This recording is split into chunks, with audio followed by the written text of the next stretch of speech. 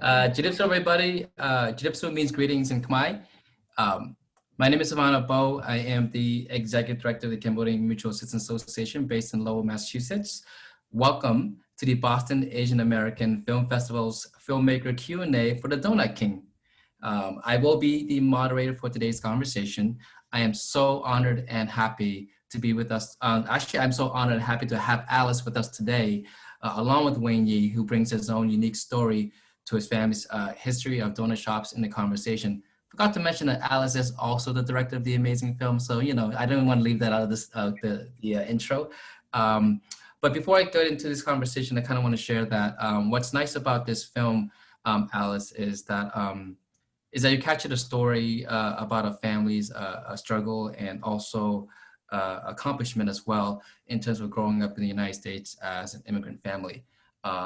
Being a refugee myself, along with my family that arrived to the United States in 1981, we heard about Cambodian families that came to the States earlier in the 70s, but didn't necessarily get a chance to kind of like learn about the history and the growth. And so watching this film really gave me a chance to kind of really felt that movement and felt that emotions and what they were going through when they arrived in the mid 70s. So I really want to say thank you for Alice for taking the time and opportunity and your skill sets and ability to put this film together, because it's just an amazing film. I watched it and I was moved. I was like, wow. I know about the history, I know about the genocide, but I heard about the Cambodian donut movie, but wow, this document put everything into a really clear perspective to see and watch. So thank you, Alice, for doing that. So real talk. Alice, how many donuts did you and your crew eat while filming this event? A lot, a lot. We had to practice some restraint, but certainly we had some of the best donuts of our lives. Being able to have the opportunity to eat donuts at their absolute freshest, there is no comparison. It's an out-of-body experience to have a donut fresh out of the fryer. And you and for those of you that know some of your history, you said that you lived part of your life in the East Coast. What can you say compared the Cambodian donut shops to the Dunkin' Donut of the country? I actually didn't live in the East Coast. My parents met in the East Coast, so that's my East Coast connection, and in Boston actually. So this is very special for me, as I feel like this film was an opportunity to know your past and where you come from, and really know your parents and your parents and your ancestors' stories. So thank you again, Boston, for having me. But yeah, I certainly know that Dunkin' is the predominant force in northeastern US. And actually, I remember as a kid in the 80s, one of the donut shops close to me had turned into a Dunkin' Donuts. And we were so excited that a big national brand had come in. And it wasn't there for very long. And it went back to being a mom and pop shop. And I never knew why until now. Wow. Well, thanks for sharing that. Well, we definitely and I apologize for mentioning that about you growing up in the East Coast, but living here in the East Coast, we definitely see Dunkin' Donuts in almost every single corner. In Lowell itself, in downtown, you'd walk around a couple of blocks and you see a Dunkin' Donut here. So it's definitely everywhere in this area. Do you know how some of the featured donut shops in your film are doing during this pandemic?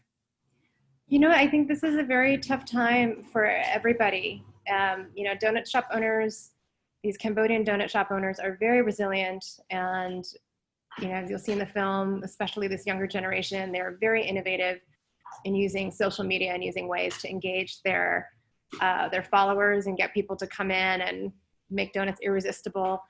It's been helped a bit having in the West Coast, and I think it's everywhere actually, Grubhub and Postmates and Chow Now, Uber Eats, you're able to get the donuts delivered to you, but everybody's taken a hit.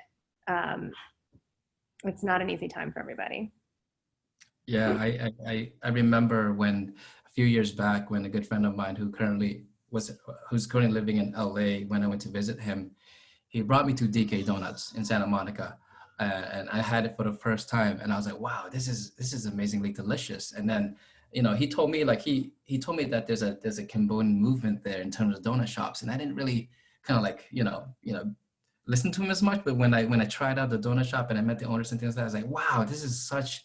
I see why people have such a strong kind of commitment to a shop, especially the community members, because when you're growing up in your community and you watch this donut shop grow, and you get along with the family members and you get to watch all the kids grow up, you just like have that connection that you don't want to break and lose, especially when there's competition moving near you here and there. So yeah, shout outs to all the community members that continue to commit to the donut shops that exist. It's not, if it wasn't for you, we wouldn't be there. So food shows have become their own sort of genre these days. Now, how is the film a food show, yet also something else? No, this was a very important story for me to tell for a few reasons. One being Asian, I'm not Cambodian, but I'm Chinese American. And there are other parallels that I didn't realize, not that I didn't realize, the common immigrant experience, I would say. So reading about Ted's story and coming here with no money, having to learn the language, hustle, and, realize the American dream so that your kids don't have to have the same kind of life. Your kids can go to college and be educated and have cars and grow up American. I mean, essentially that's me. I grew up as a completely American kid who wanted for nothing. And so in telling this story, I was actually able to really tap into my own story without it being my own story. And, in the last 3.5 years, I would say no matter where your political leanings may lie, it's been a pretty tumultuous 3.5 years. There's been a lot of rhetoric about immigrants. I know it's, in the past 8 months, it's only been about basically COVID-19. But before in the last 8 months when we were making the film, it was, refugees this, we're going to, we're going to scale back on refugees that we accept. We're not going to accept refugees. Immigrants are just here for the take. While we were making the film, the migrant caravan was coming up from Central America, and there was all this fear mongering about anybody who, to me, the message was anybody who wasn't white, basically, was threatening and coming from these, if I may say it, as shithole countries. They were all trying to come here. And I was like, you're like talking about me and my family. Like, this is like, we're like, who just put their heads down and worked hard. So it was a very deeply personal story for me to tell. And in particular for Cambodia, with the history of a dictator of Pol Pot and genocide. I mean, that it doesn't get much heavier than that. But I knew that I could take advantage of something that everybody loves, which is donuts. And I could tell a story that is a bit complex and at times hard to hear, but I could disguise it with donuts. So I always thought of this film as a bit of a Trojan horse, for somebody who is looking through their Netflix queue and trying to decide what to watch. Like, oh, Donut King, I like donuts, and I love food documentaries, and they're going to get a lot more than they bargained for. And hopefully come up a little better for it. I mean, Alice, I definitely agree with you. I think you did a really good job in terms of narrating even the history of the genocide and the Khmer Rouge War too in there. It's really nice that you talk a little bit about, give a snippet about his success, but also segueing into what happened between 75 and 79 and what led to that, and the repercussions from that event in Cambodian history as well, even to the effect of this till today. And so it's nice that you capture that and adding this American kind of dessert into the title of the thing, and as part of the film. It's pretty cool. I also want to ask you too, when you were making this film and part of your team, and you had a chance to go to Cambodia as well. Can you kind of share with me a little bit of your experience when you were in Cambodia? I don't want to assume, but was that your first time as well? It was my first time in Cambodia. I'd always wanted to go. My producer Jose had gone before, and did Siem Reap, Angkor Wat, those big hikes. And I was so excited to be there. We got to go, we saw Phnom Penh, Kaip, Kampot, went to Bokor Mountain, and then our second time was Siem Reap, Battambang, Sisophon. So we got to see, we traveled the country a little bit.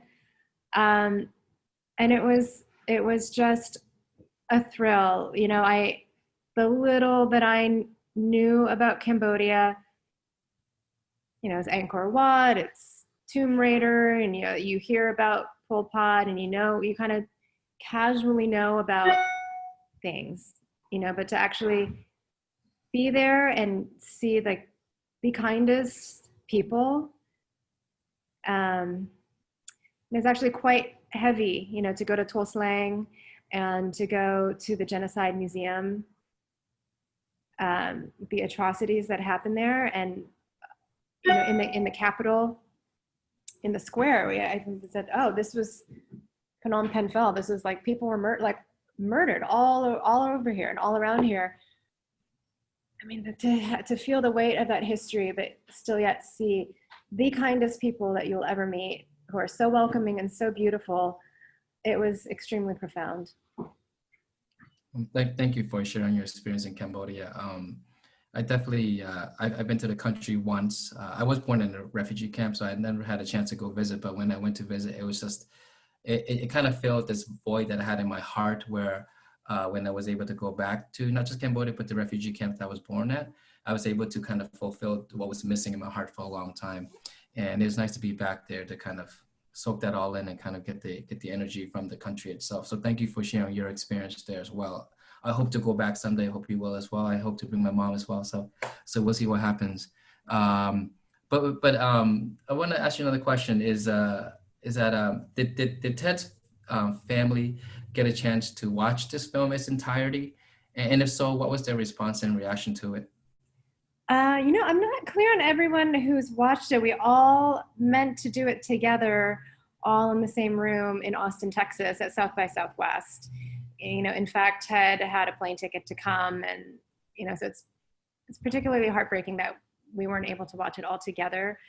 And then, to be honest, when we didn't know how long this pandemic was going to last for, I said, hold out. I don't want you to see it by yourself in a room on a laptop or something. I really want to see it all together and have a group reaction. So I think they've mostly watched it out. Ted still has not seen it. Ted himself has not seen it. I really want to, if he asks for it, of course, I'll give it to him, but I really want to watch it with him. But I know Mei Lee and Chuang, who own DK's Donuts, they've seen it. I'm not sure if Adam Vaughn has seen it. He owns DK's of Orange. His kids have seen it. Ted's kids have seen it. And Linda Noy, who owns BC Donuts, has seen it. And, that's Ted's cousin, Chai Boon, who was in the film with him. And for Linda, she said, just thank you so much. I know the movie is about Ted, but all I see is my dad, and I feel like the reaction from other people, they just really see their own families. Even if it's about Ted, you can see a piece of your family in the film. Absolutely, and absolutely.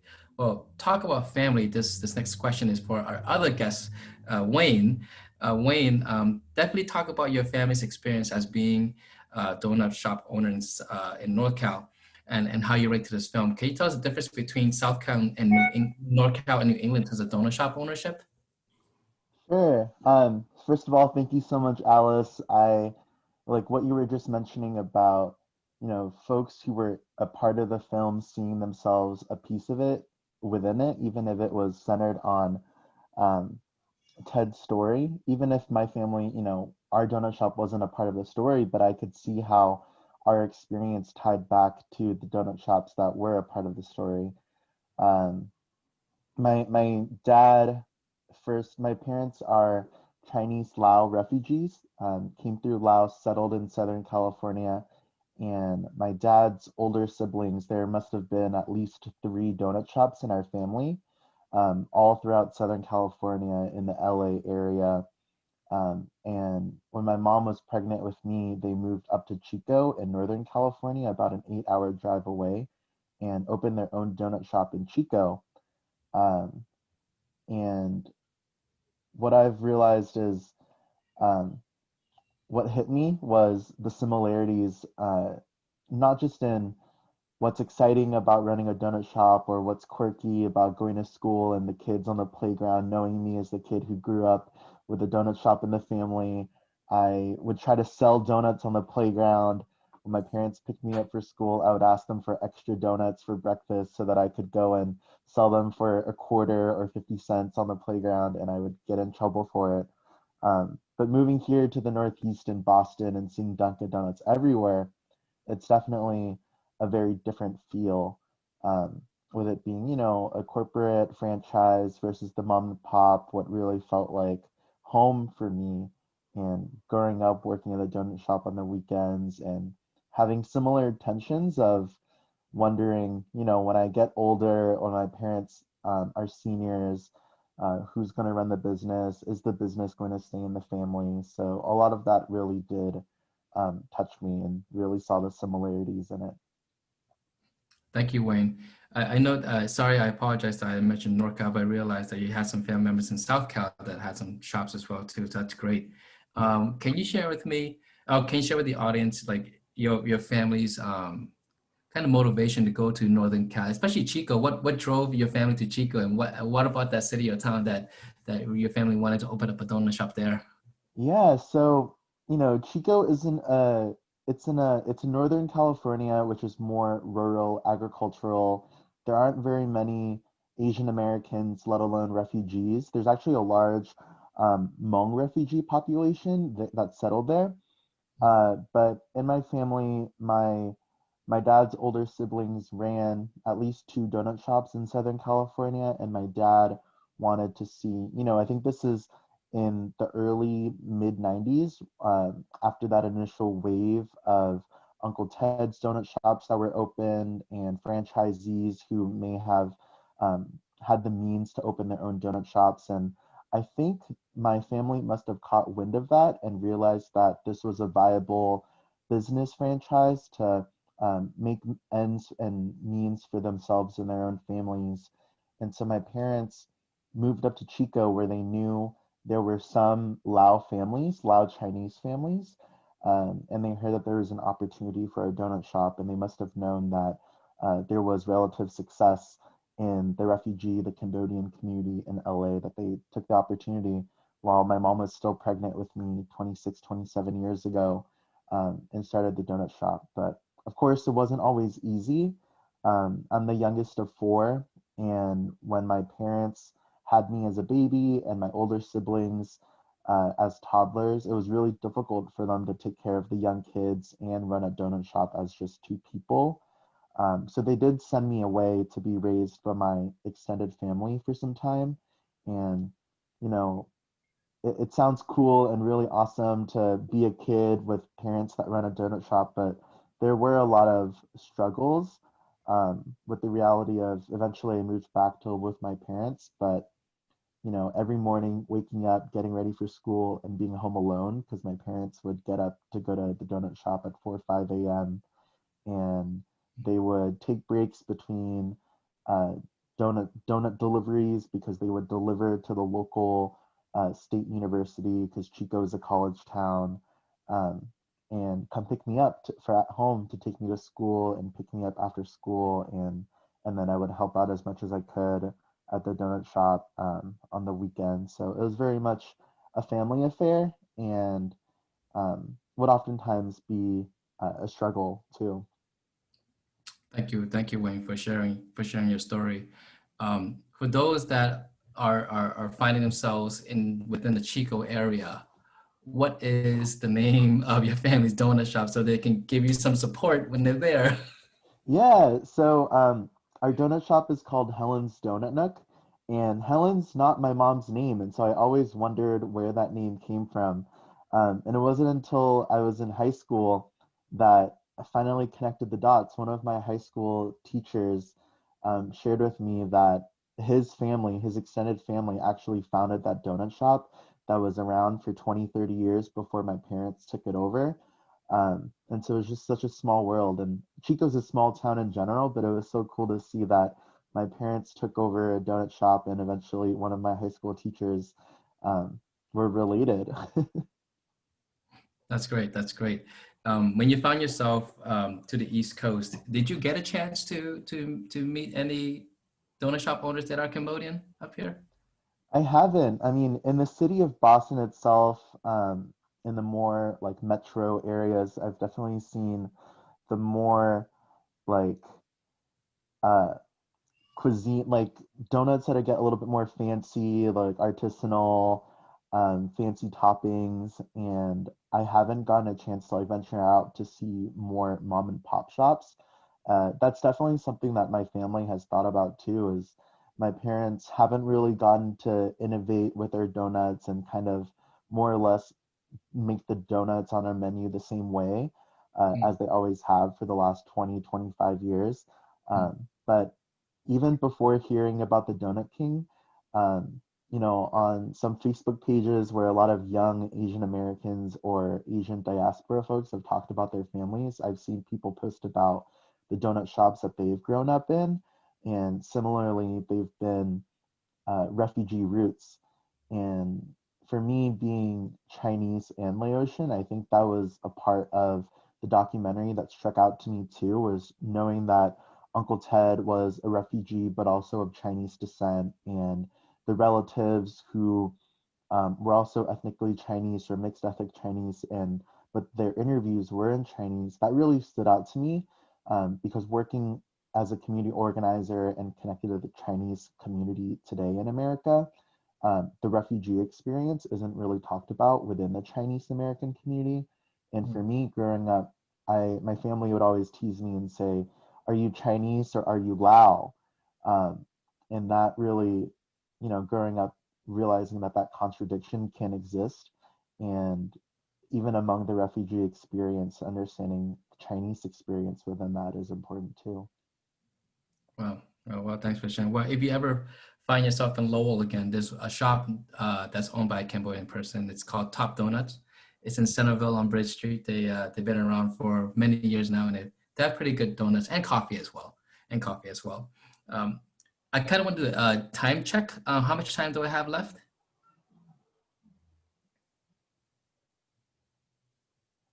No? Okay, thank you. Thank you, Ellen. You can cut that part out. So this question is for Alice. Back to you. So Alice, what inspired you to follow this subject, in particular with donuts? The subject matter came to me really organically, actually. So I had a new baby at the time, and we had just hired a new nanny, and we were in the west side of Los Angeles, so in Santa Monica. And my husband went to, exactly what you were saying, like one of those like fancy bakeries, and brought home some pastries and some kind of fancy donuts. And we offered them to her, and she said she didn't want any because she only eats Cambodian donuts. And we're like, what do you mean? These are like the really good ones from Huckleberry. These are like the gourmet donuts. And she says, no, I only eat Cambodian donuts. And I'm like, what's a Cambodian donut? Like I love food, and I pride myself on like knowing a lot of things about food, but I didn't quite know what a Cambodian donut was.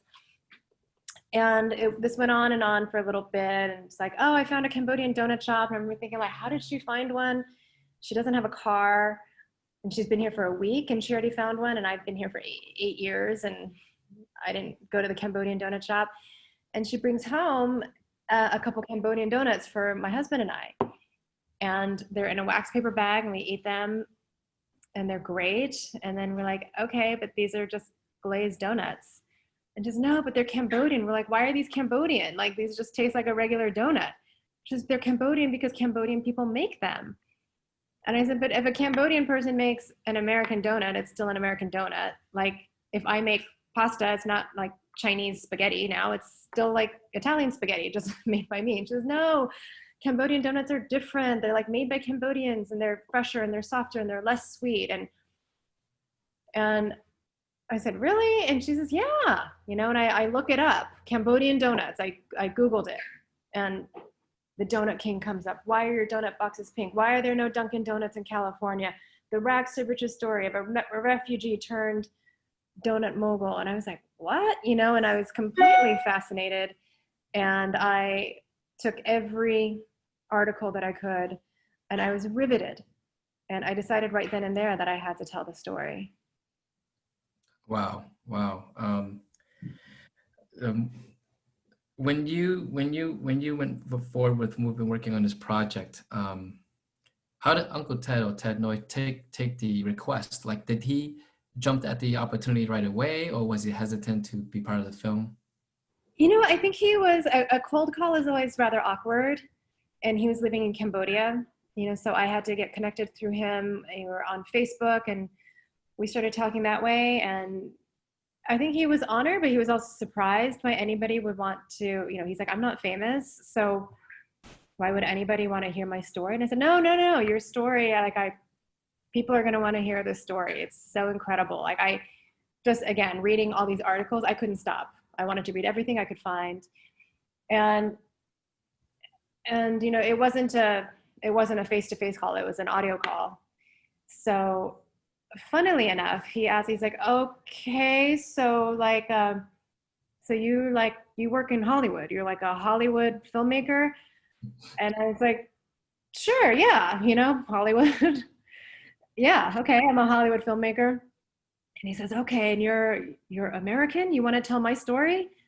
And I said, yes. And I'm not sure why he asked this, but he says, so you're American, like you're white? And I said, actually, no, I'm Chinese American. And he said, oh, you're Chinese. Actually, the energy kind of shifted. And he said, I'm Chinese. He's like, my mother, he's like, I'm Chinese. And I said, really? And is it, do you speak Mandarin? He said, we speak Mandarin. And so we just started speaking in Mandarin. And I think that really broke the ice. And that was my opportunity. Hmm. And how many donut shops did you feature? Maybe I don't know if you did like a big edit in your original film, but how many shops were you able to visit during the process of filming this documentary? We really only featured 4. You know, we didn't want the story to get too convoluted if we went too mixed after that, but all of the 4 are related. There's Rose Cafe in San Clemente. That's his sister owned that shop. Chuang Pek Lee of DK's Donuts. When she first arrived in Southern California, she worked at that shop. She worked at Rose for Ted Noy's sister. And then there is DK's of Orange, belonged belonged to Ted's cousin. So that was Adam Vaughn. And then there's Boon Chai or Chai Boon of BC's in Pasadena. So Linda and Adam they're all cousins. And the funny thing with that I found with Cambodian Americans in Southern California, at least, everybody is cousin, everybody is uncle, everybody is auntie. And they all know that they're related, but they don't totally know how, whether it's first or, I think Adam and Linda are first cousins. But Adam, who owns DK's of Orange, I kind of wanted to put this soundbite in there, but it didn't make the cut.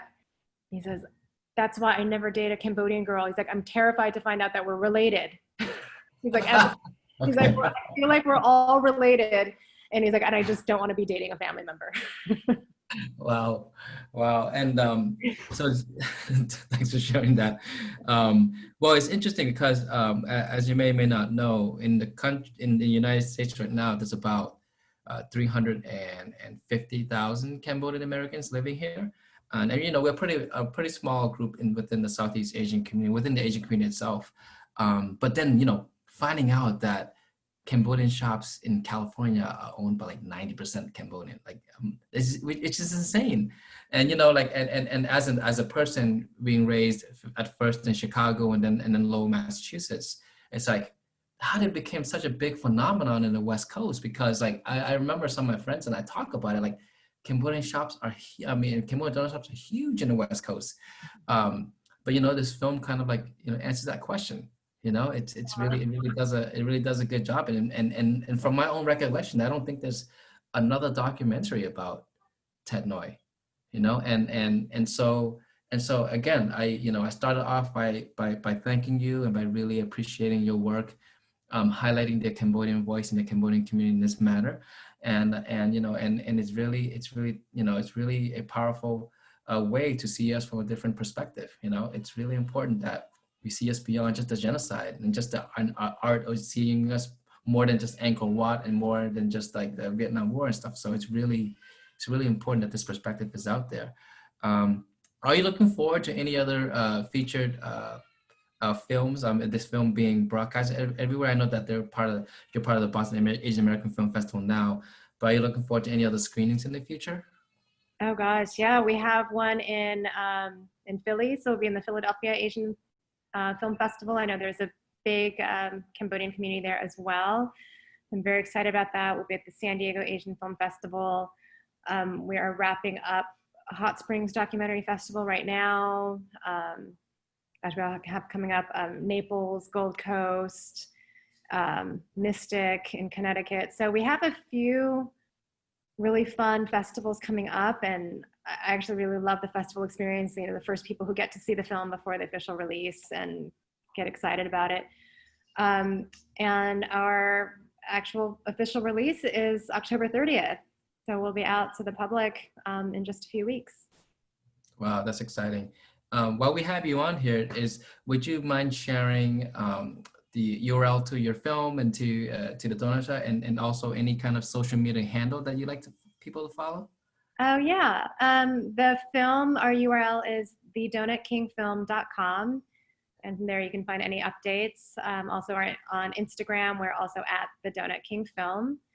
And then me, I am at Gubird, G-U-B-I-R-D. And yeah, thank you. This story was so important to tell, again, for Asians in general, but also, again, the rhetoric of the last few years. I really wanted to show a success story. I feel like people may have in their head, in the last few years, what a refugee looks like, and you just kind of hear, and it's very true, and they're all very important, that refugees need help, and this is the plight of refugees around the world and countries who don't want them there, and they all have their reasons, again, unemployment, or they're going to take from our resources. You just kind of hear that, whether it's Australia, Europe, America, wherever it is. But this was the only story or film that I can think of that really shed a light on a success story of refugees. And if just given a chance and an opportunity, how hard they'll work and how appreciative they are for their new adopted homeland. And that was a perspective that I really wanted to tell. Alice, again, thank you so much for being here with us, for sharing with us your thoughts about the film, for sharing your personal experience, learning about the Cambodian donut movement, being in Cambodia, working with their family, and also just taking that opportunity and skill set, as I mentioned earlier, to put this in the forefront. I'd like to also thank Wayne as well, Wayne, for joining us and for sharing your experience as a person growing up in a donut family, opening up some shops in North Cal and South Cal as well. And to all the general audience, as Alice mentioned, please follow them on the social media handle and the URL, and you'll find more information at the Boston Asian American Film Festival.com. Thank you again for joining us, and please enjoy